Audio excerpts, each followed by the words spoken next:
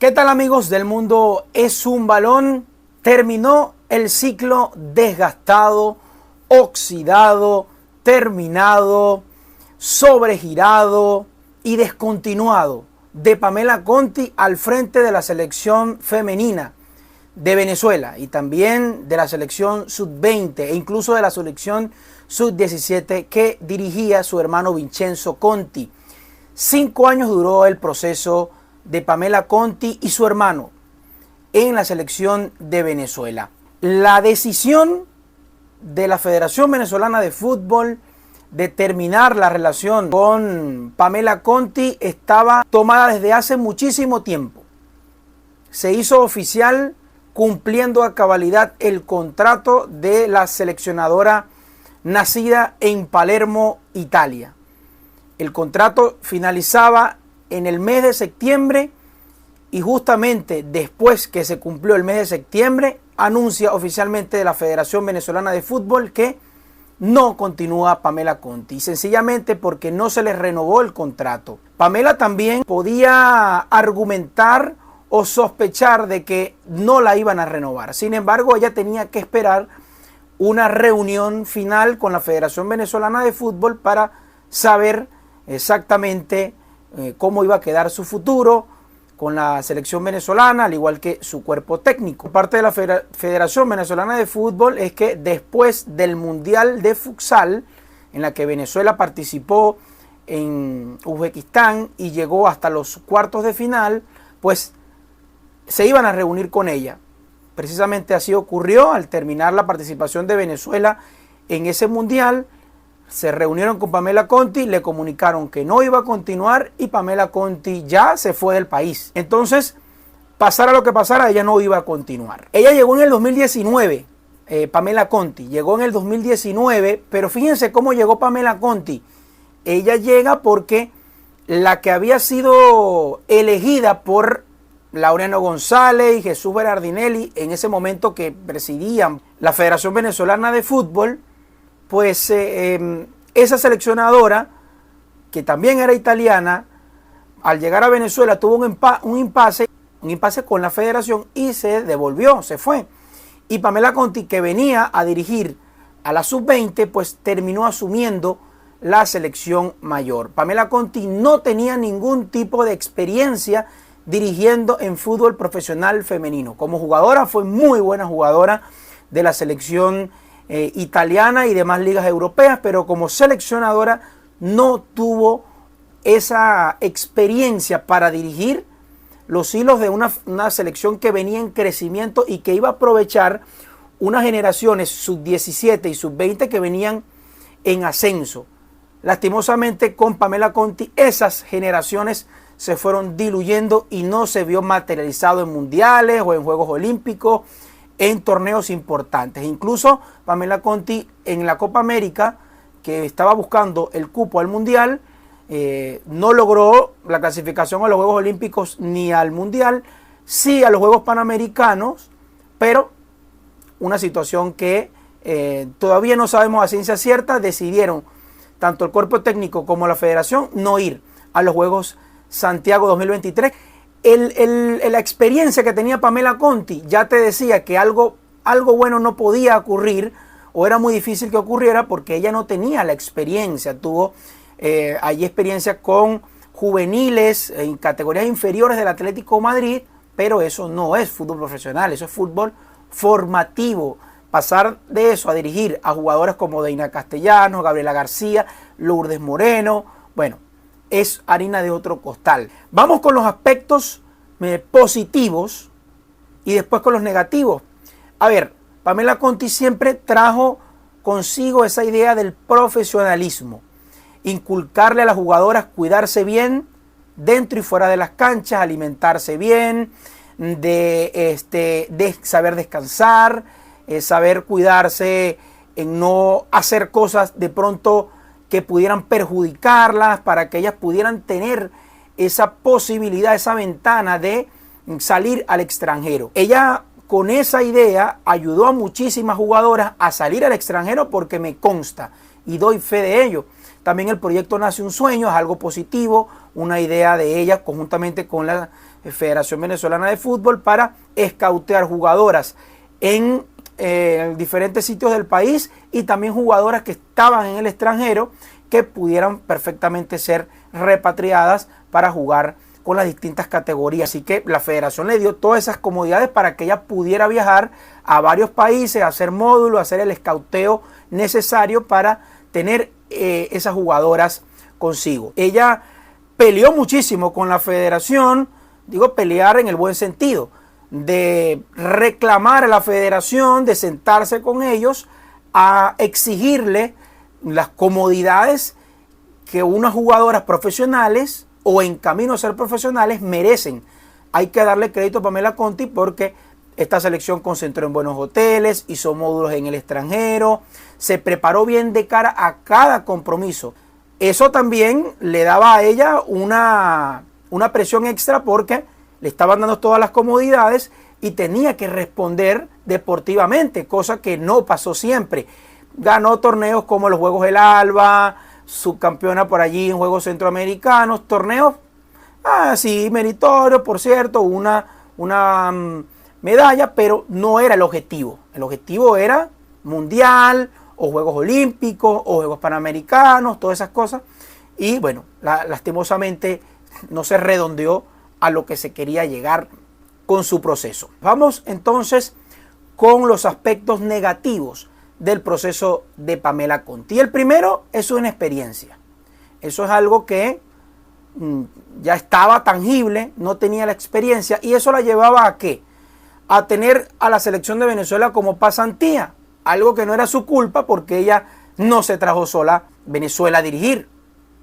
Hubo dirigentes que apostaron por ella a que podía llevar a la selección de Venezuela, a las selecciones, porque dirigía a la absoluta y a la sub-20 también, a buen puerto. Eso no ocurrió. Y tampoco con las selecciones que dirigía su hermano Vincenzo Conti. En alguna vez dirigió a la sub-20, luego a la sub-17, en ninguna pudo prosperar. Esto también la llevaba, esa inexperiencia, a plantear mal los partidos. O sea, Pamela Conti planteaba muy mal los partidos, tuvo sus excepciones, planteó varias veces, algunas veces, partidos en los que, bueno, también por la calidad de las jugadoras que tenemos en la selección, pudo sacar esos partidos adelante, sobre todo en partidos amistosos, porque en el balance global, en partidos completos, oficiales, es positivo.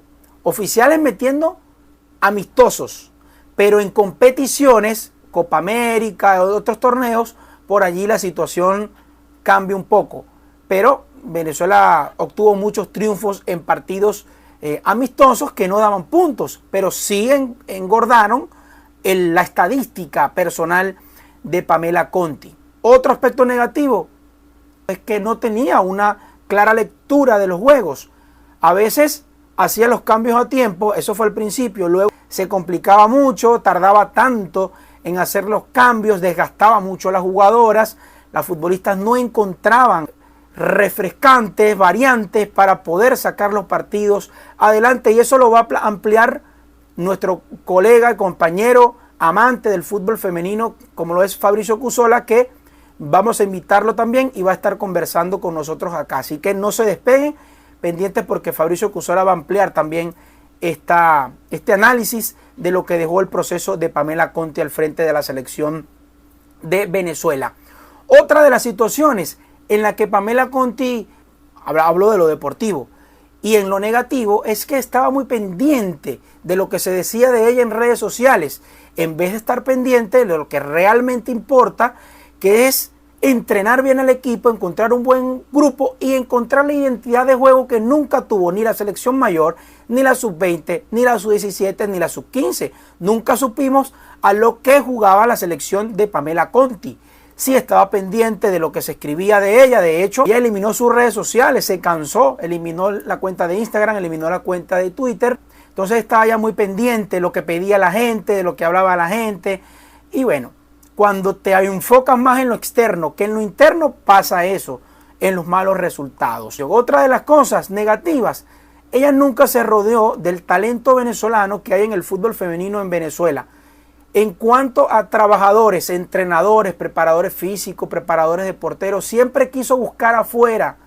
¿Por qué? No sé. Yo siento que ella, por temor, de pronto veía fantasmas donde no los había, creían que tener de asistente o tener de preparador de portero a un venezolano se le iba a filtrar información o iban a querer serrucharle el puesto, como se dice coloquialmente. Entonces ella estuvo siempre allí como temerosa de eso. Entonces trajo preparador físico, preparador de portero, asistente técnico, todo eso del exterior. Incluso puso de asistente técnico a su hermano, o sea, a Vincenzo Conti, porque no le tiene confianza más nadie. Bueno, yo en lo particular y en lo personal siento que ya es el momento de darle la oportunidad a alguien del patio, alguien que se está formando, bueno, no formando, ya tiene muchos años dirigiendo en Colombia, dirigió en Venezuela, fue campeón en Venezuela, subcampeón de Copa Libertadores, campeón en Colombia.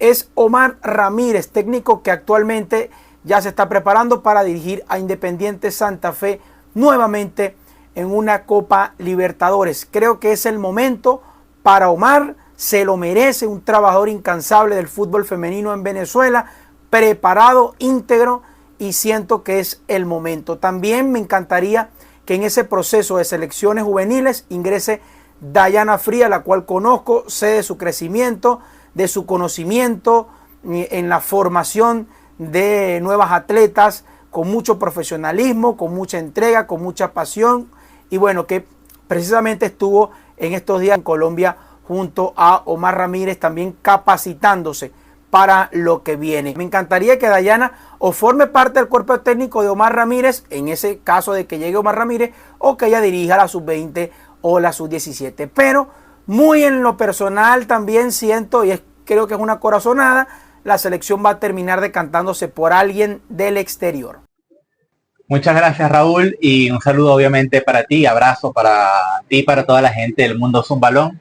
Para mí siempre es un placer estar acá, acompañarlos y sobre todo hablar de fútbol femenino en un día tan importante como lo es en el que se anuncia la salida de Pamela Conti de la Selección Nacional de Venezuela. Creo que evidentemente, así como comentaba Raúl, es importante hacer un pequeño hincapié en las cosas buenas. Obviamente este proceso tiene muchas banderas, el de haber tenido la mejor posición histórica en un ranking FIFA de fútbol femenino, que digamos que de cierta forma es un dato un poco engañoso, entendiendo que Venezuela no tiene una gran historia a nivel de selecciones mayores, que siempre le ha costado mucho competir, que su generación dorada es esta que está en este momento jugando, digámoslo de cierta forma.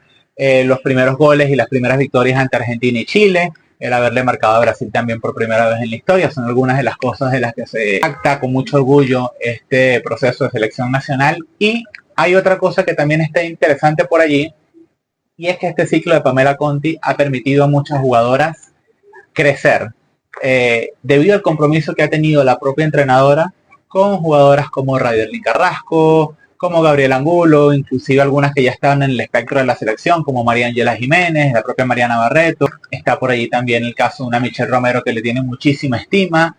Yo creo englobar todo el proceso de Conti como algo negativo o como un retroceso puede parecer un poco engañoso, porque al final obviamente el crecimiento de estas jugadoras se debe en gran parte a la confianza y al trabajo personalizado que han tenido con esta entrenadora italiana, y que hoy en día pues son piezas de selección nacional, así como el surgimiento del proyecto Nace un Sueño, que ha permitido de pronto conseguir a muchas jugadoras interesantes más allá de nuestras fronteras.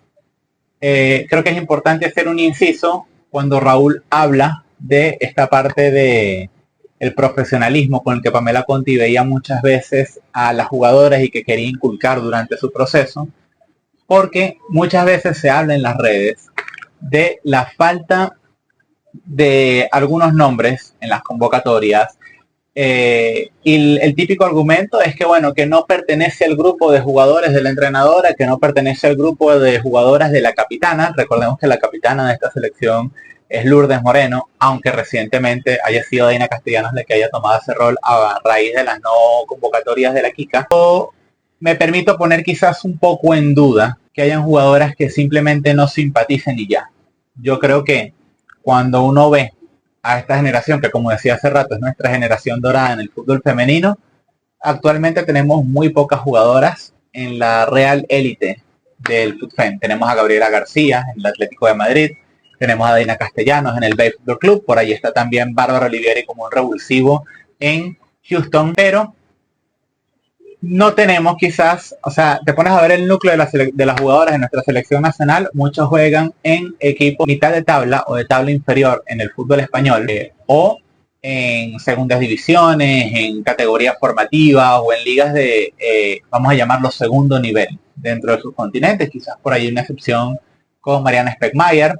No es una defensa a esas ausencias, pero sí creo que es un punto que es importante rescatar porque es evidente que Pamela Conti tenía expectativas muy altas de las jugadoras que se iban a encontrar acá en Venezuela, sobre todo desde el punto de vista profesional.